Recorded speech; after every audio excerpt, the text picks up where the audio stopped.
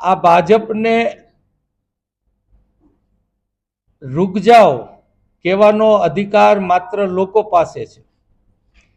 અને માટે અમે આજે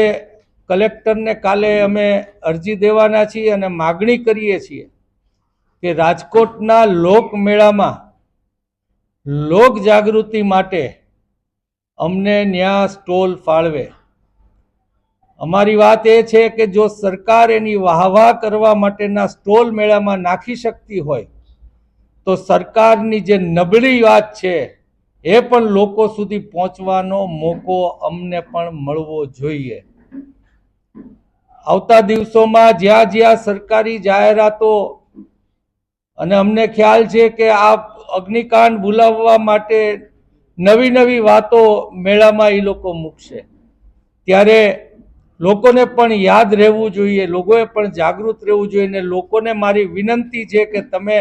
પાનના ગલ્લે હો કે કોઈ પાર્ટીમાં હો કે ઘરમાં બેઠા બેઠા ચર્ચા થતી હોય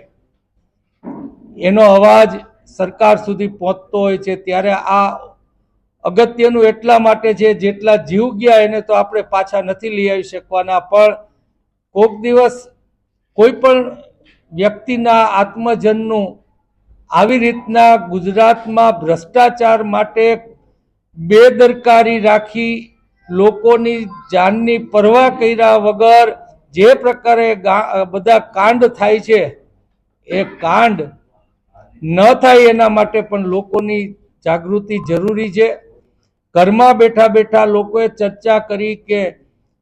કોરોનામાં બાટલા નથી મળતી ત્યારે પણ સરકારને વાત પહોંચી ગઈ હતી। આજે પણ એ જ ચર્ચા થવી જોઈએ કે જો સરકાર રાજકોટની અગ્નિકાંડ બાબતમાં જાગૃત નહીં થાય તો આવતા દિવસોમાં અમે એને મુશ્કેલીમાં મૂકી દઈશું। આવી ચર્ચા પણ લોકોએ કરવાનું ચાલુ કરવું જોઈએ અને એના માટે એમને જાગૃત કરવાનું કામ અમે મેળા દ્વારા કે એના પછીના પ્રસંગો આવશે એ દરેક પ્રસંગોમાં કરશું।